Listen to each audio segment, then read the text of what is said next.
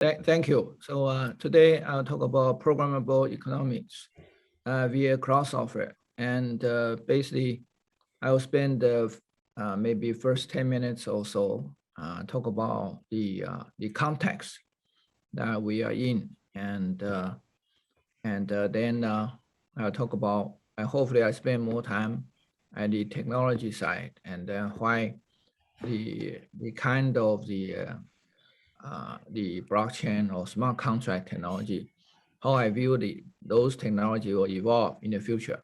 Next slide, please.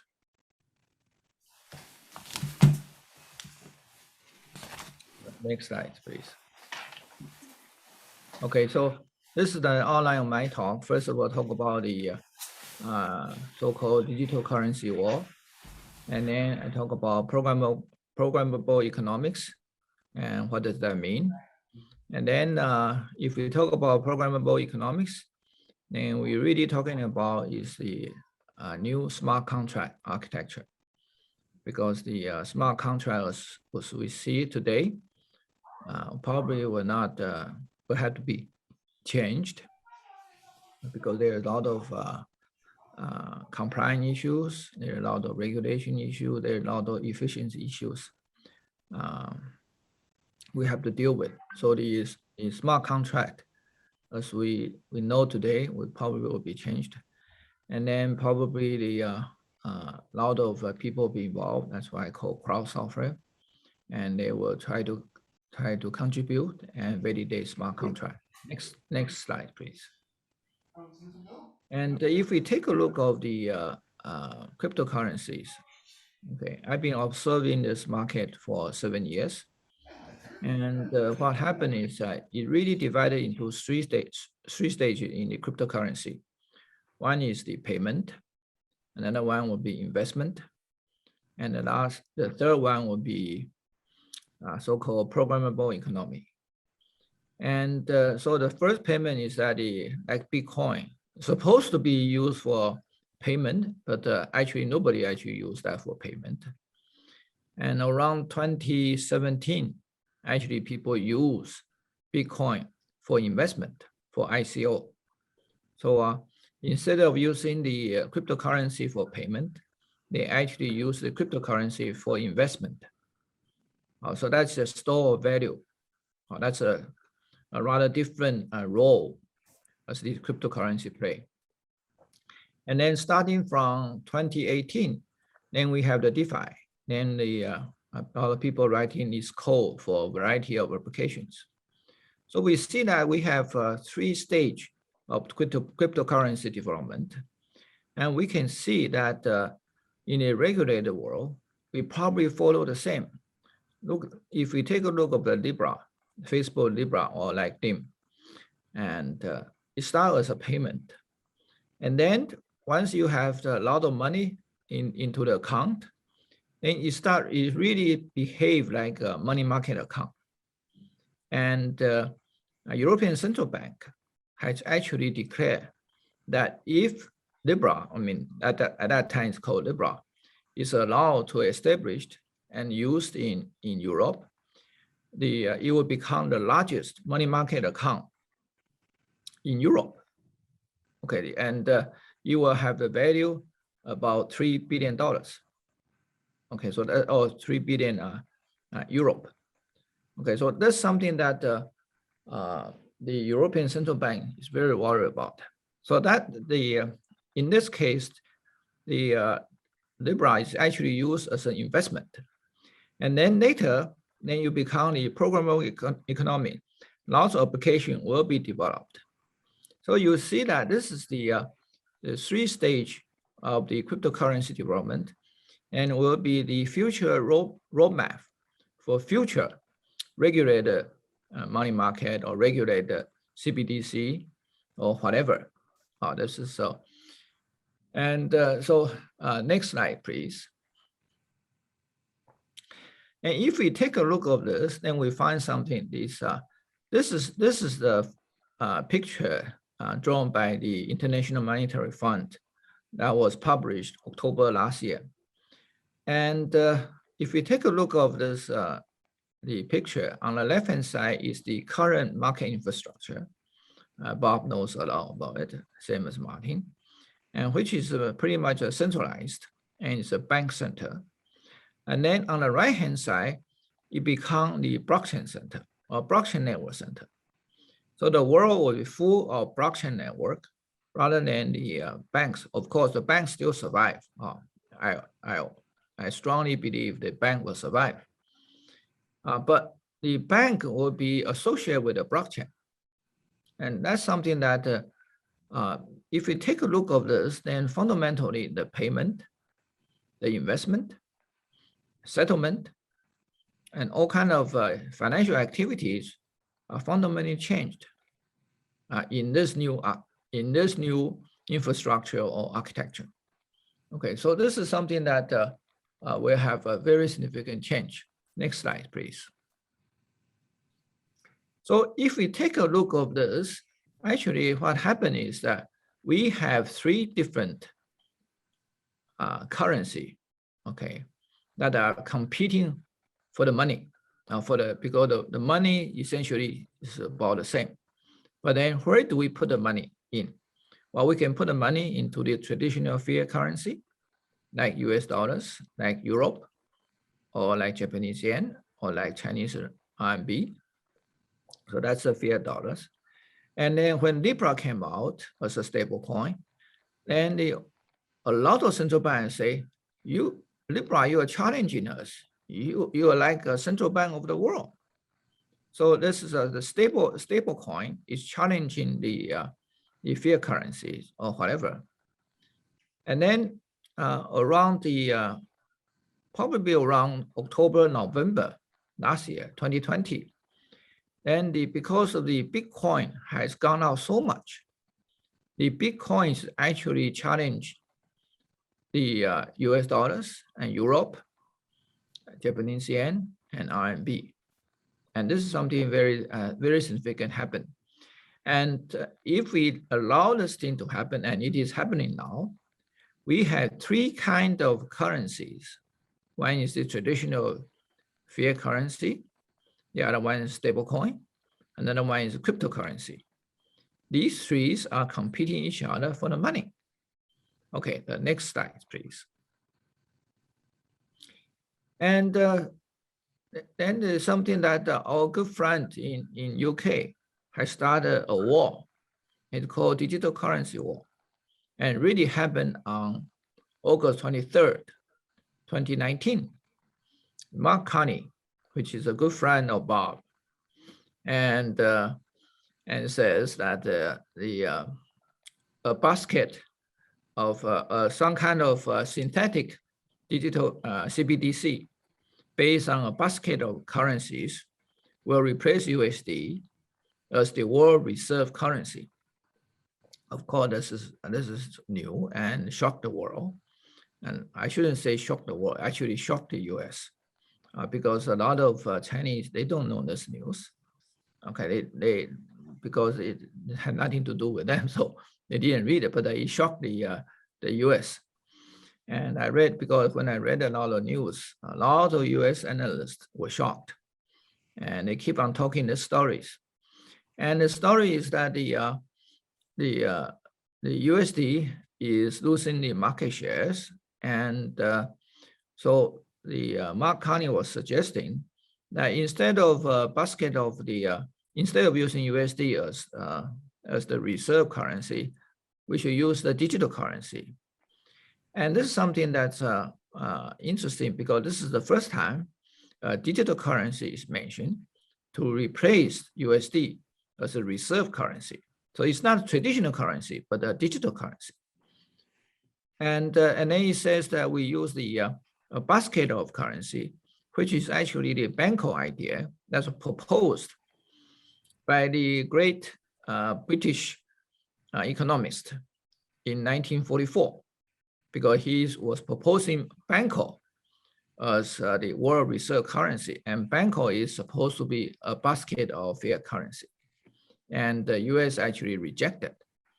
So I call this as a Banco 2.0, because the Mark Carney suggesting that or maybe we should really go back to the Banco idea that our old friend now proposed this idea 70 years ago. And that was his suggestion on August.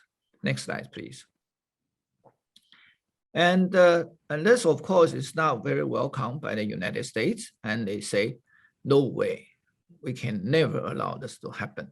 So this is the Harvard University and the Kennedy School in November actually published a series of talk and papers actually says, okay, if you want this, we will have a digital currency war. And so you can see that this is and in early last year, okay, in 2020, they actually published a paper. And that paper says, wait a minute, you see, if you want a war, let's have a digital currency war. And they performed a simulation at the Harvard Kennedy School and attended by a former Secretary of Treasury and Defense. And both of this attended. And then the current SEC chairman, Gary, also attended the meeting.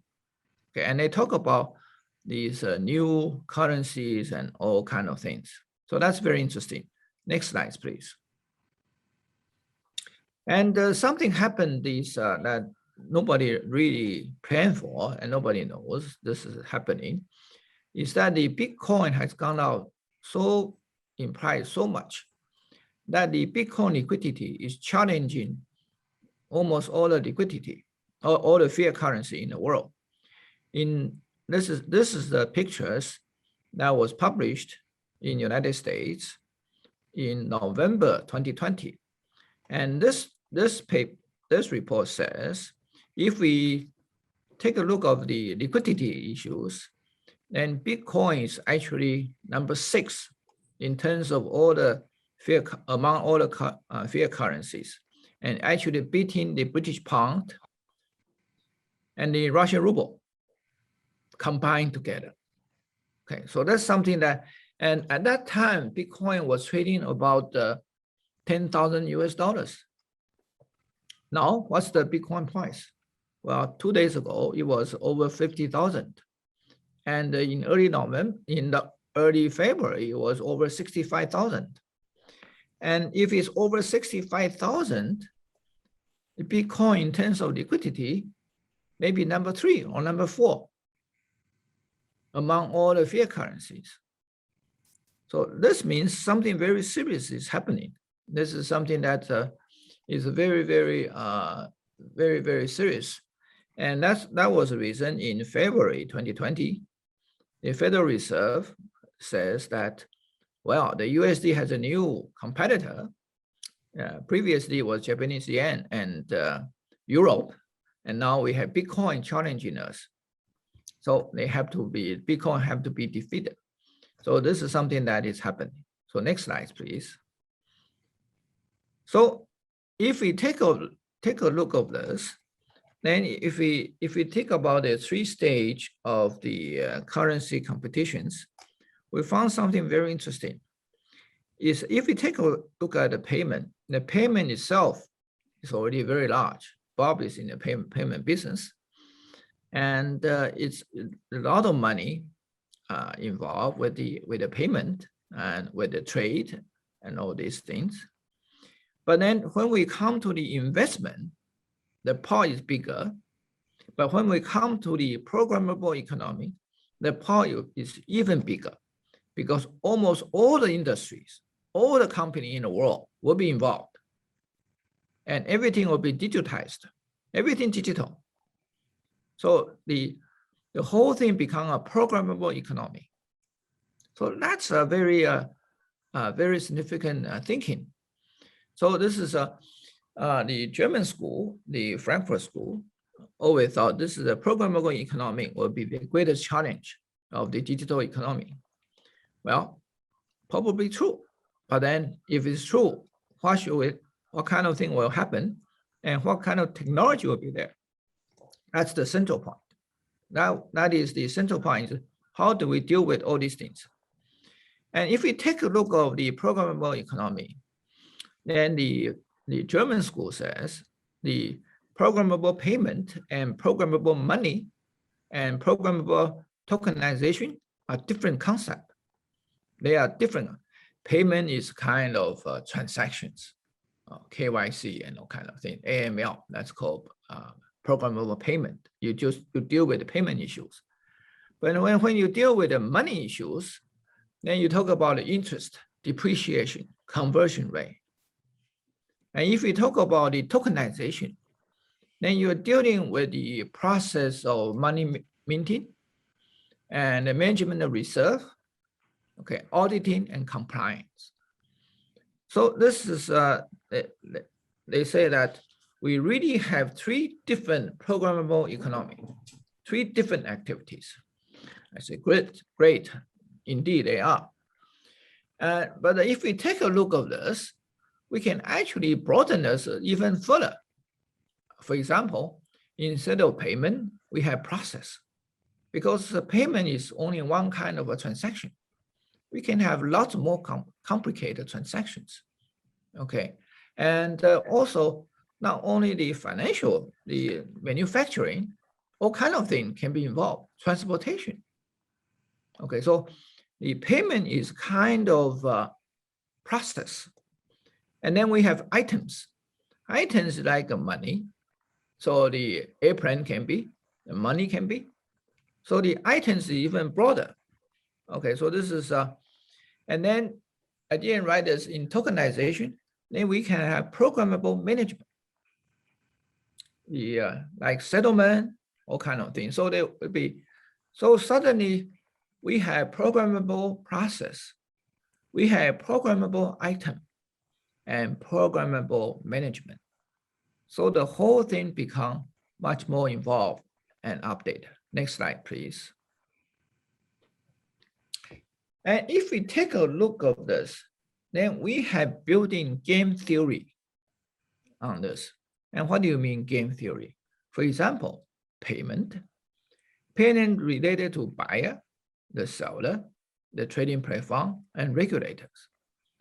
And these four parties are actually min-max. Their profit and their whatever.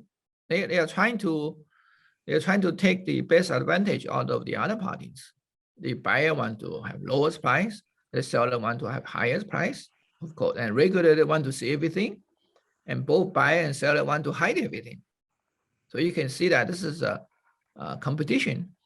And then there is money. We have maybe it's locked. It will be maybe it's money laundering, maybe a record history. So this is something that, and so if you have a payment and you have a money, and you have two things programmable, then what happened? And these two programmable or these two software are actually fighting or competing during the process. Or the money itself says, I want to check whether you have been any money laundering before, and transaction say, don't check. Let's do the transaction. So this is a built-in game theory on this, and of course the tokenization, the reserve, and auditing, and the compliance, and so on. So these things we have this building this competition among these the programmable economy. Next slide, please. And this is a diagram I took from on the web. It shows that there is a seller, there is a buyer, and there is a regulator. And each of them can say, I don't trust you. Therefore, I will send you my smart contract to monitor your activity. So suddenly, what happened? Instead of one smart contract to deal and to be responsible for all the parties, we may have 3 or 4 smart contracts all acting at the same time, each responsible for its own owner. For example, the buyer have to check whether the seller money is true or seller's assets true, and then whether the price is really the lowest, and so on. So each of the smart contract will have its own responsibility, and then the transactions will be collaboration as well as competition among the smart contract, because the smart contract, as we know it, are provided by one party, and who can believe in that party? Okay, right now it's supplied by the platform, and of course there's a lot of cheating by the platform owner or by the platform developer. According to all kind of like the US regulators, they have found, and of course the Bank of England, FCA, they find out most of the fraud came from the project or platform owners. So if you want to use their smart contract, you do it at your own risk. What you should do is you supply your own smart contract and negotiate with the platform smart contract and says, please deal with me honestly, otherwise I'm not going to deal. So this is something that, so the world is going to be, the code is going to compete with the code at the transaction level. Okay, so that's something that, next slide, please. So if we take a look of the smart contract, in the good old days, when this Ethereum came out with the idea of smart contract, it says, let's do the whole transaction in one smart contract. But then the CFTC in 2018 published a report saying, oh, this is stupid, don't do it. What you should do is break down this transaction into multiple stages, and each is responsible for one small step of the transaction, what I call partial transaction. For example, in one of the transactions, you do KYC, the other one you do AML, the other one you do settlement, the other one you do trading. So each of the smart contract will do only partial transactions.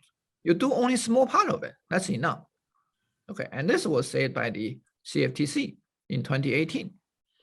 And then and what happened is that in the good old days, all the smart contracts are provided by the platform, or the blockchain developer. And but this is not going to work this way, because the thing will be, all the smart contracts should be a service that can be dynamically downloaded or dynamically evaluated and then composed and executed, rather than say, okay, we have to suffer, we have to take whatever you give me. So the world have to be changed.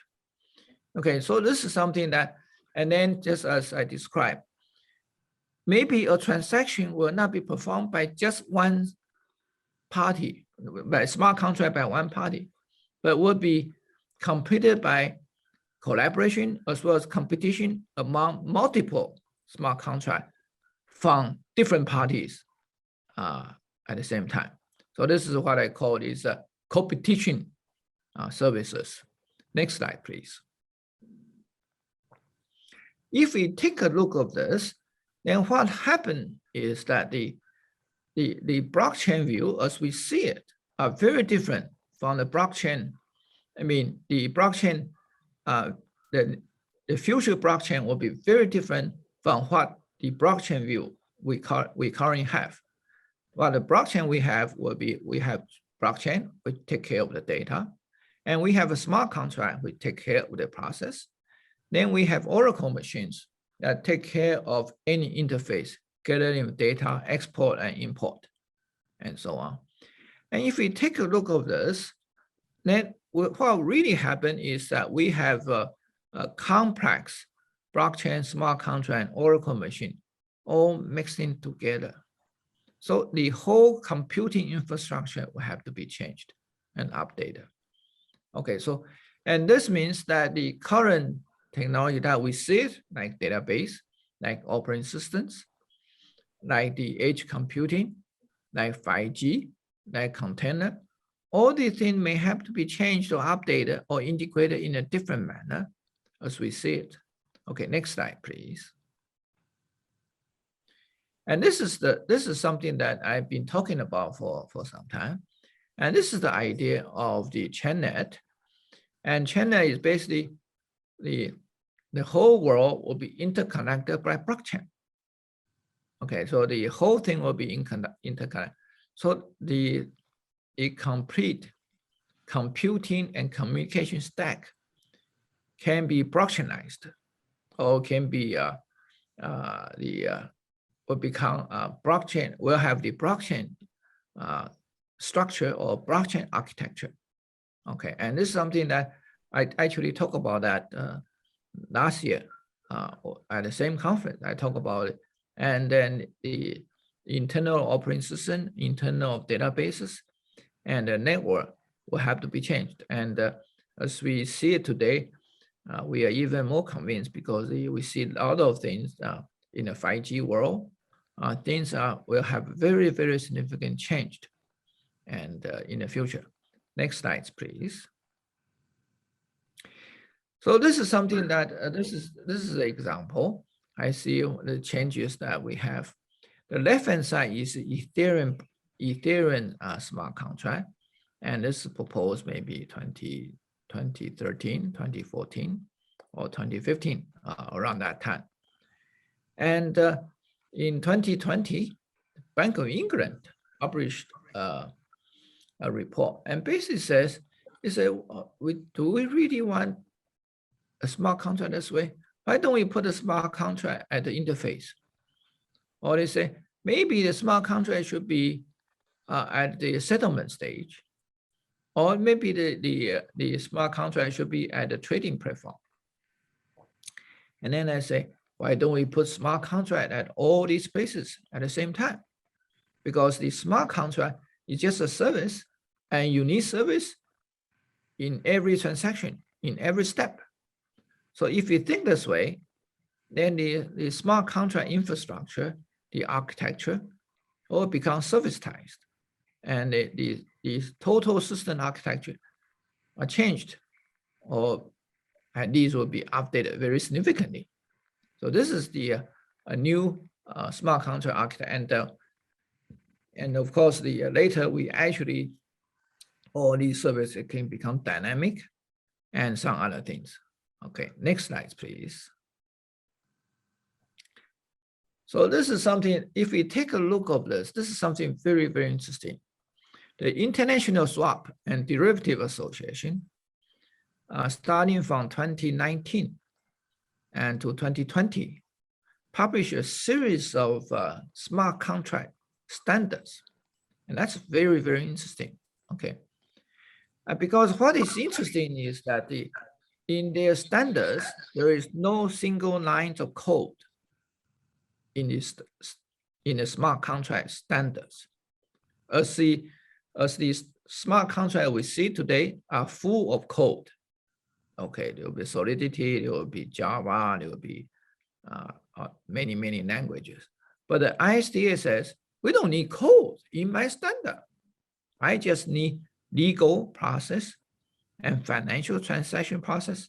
And if we want to run the regulated world, these will be different or very different from the smart contract in Ethereum or Hyperledger or whatever. They are very different because they are regulated process. So the ISDA is showing us that even standards, the smart contract standard, can be made without any single lines of code. And I read many of these reports, and they're very good. Okay, these are really smart contract standards. So I've been telling people, smart contract have a lot of power of smart contract, have nothing to do with the programming or software design. I mean, totally independent, completely independent.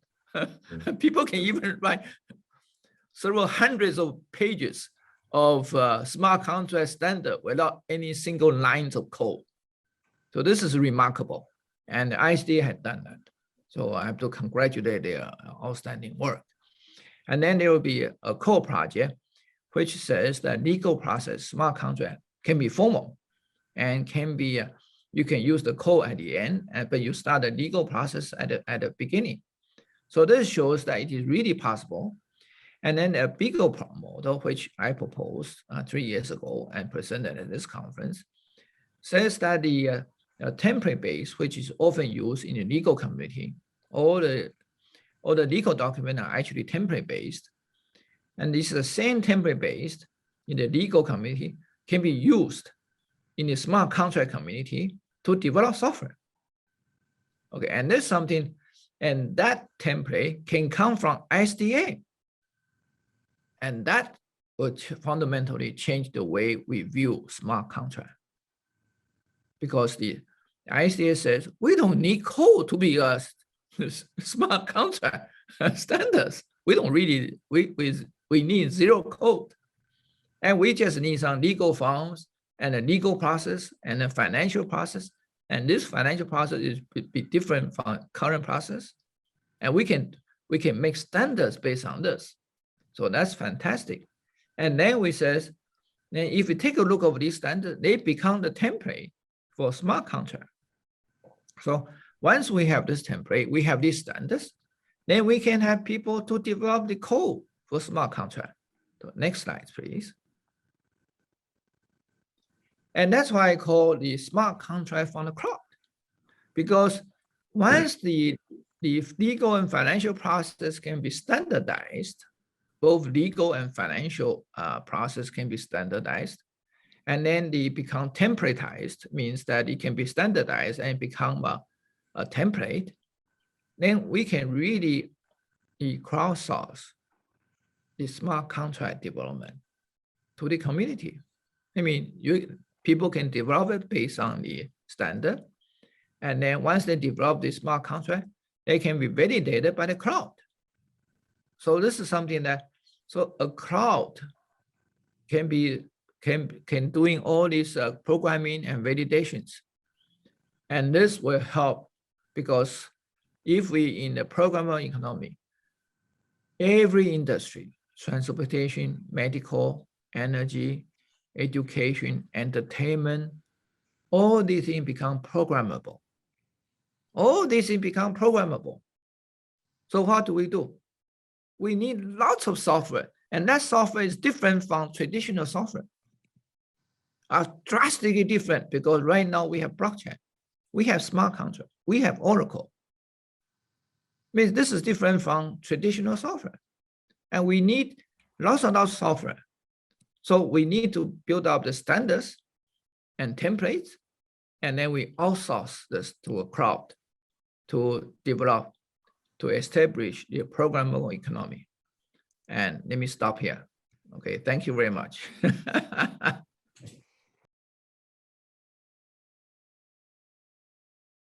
Professor, is your argument then that essentially what we end up doing is creating virtual computers using the blockchain, where we can create our own independent sort of contracts or our own independent processes? It is possible that all the blockchain in the world will be divided among competing standards. So almost all the blockchain may have to offer computation for these standards, because then they can interoperate among these blockchains, because that's, or we may have the blockchain interface or something. So this is something that it may happen because if we allow the ISDA to continue to develop, then there is a very good opportunity that most of the I would say a significant portion of the financial transaction of financial or business flow will become digitized, become programmable. Even of course the financial transaction will be, but even daily activities, medical, energy will become these programmable, and that,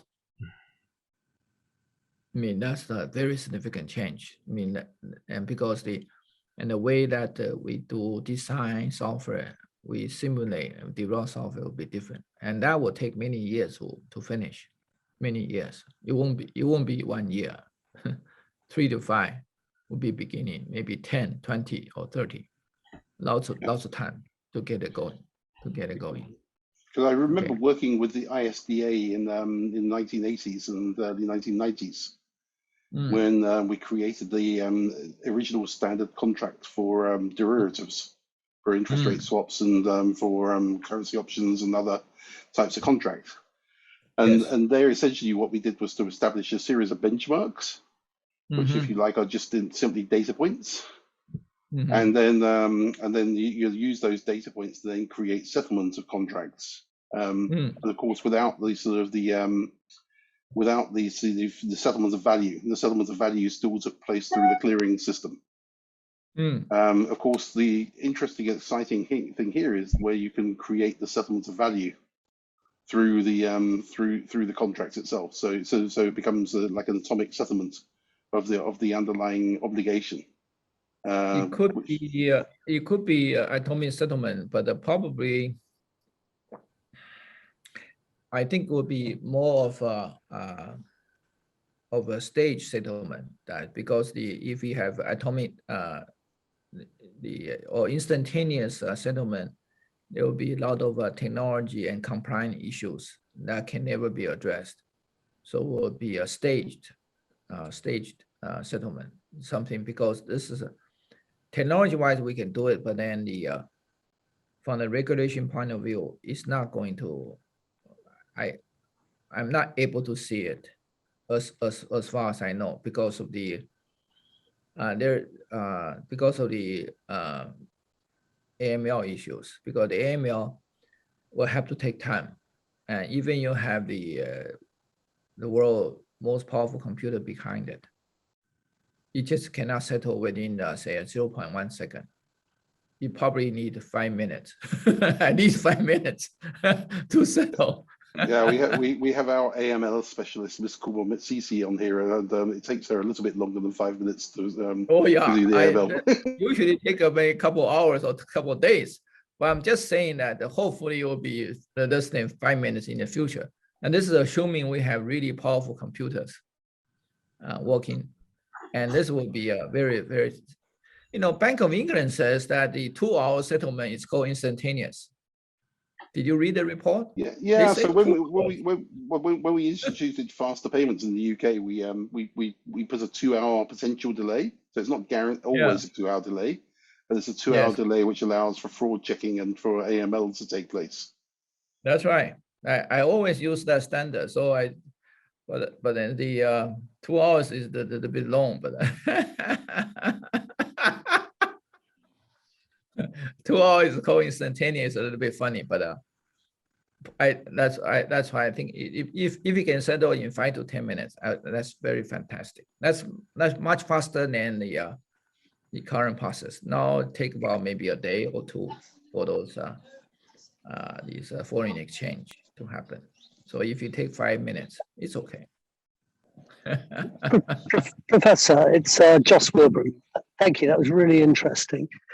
I was just going to ask, with regard to your comment about settlement, do you foresee a possibility where Bitcoin might be used as a settlement currency? I know it's probably not necessarily a currency, but a mechanism for settlement alongside other tokens and fiat money in the future. Is what this is the battle between the different ideologies and the central bank on this. If there is in the crypto community, they want the Bitcoin to the final settlement, and if this is going to happen, then most of the central bank in the world, including Federal Reserve, European Central Bank, and so on, their power will be limited due to the introduction of Bitcoin as a settlement. And so Federal Reserve and other scholar has argued that the central bank in the world will never allow this to happen. But last month, there is a party in Miami. People are dancing and celebrating that the Bitcoin has overtaken many fiat currencies in terms of liquidity. So this is a battle between these two ideologies. So if you ask me whether there's a possibilities, the answer is yes. But if you ask me whether I like this possibilities, no, I don't like this possibility, because there's too much there will be a financial chaos and significant risk if this happened. Very, very significant risk. And if this happened, some people had projected that Bitcoin will be at least $1 million per coin, because the lot of central bank will have to buy this Bitcoin to back out their reserve if this happened. And if this happened, really a lot of things will change. And I think the world is not ready for it, because there's too much chaos. We are not ready for it. If it does happen, I don't know. It's too scary for me to think about, but I don't control everything. Hello, Martin. Maybe Hi. your turn to speak. Yeah. Or you want to ask questions? I've got no questions to ask you. Okay, so Okay. maybe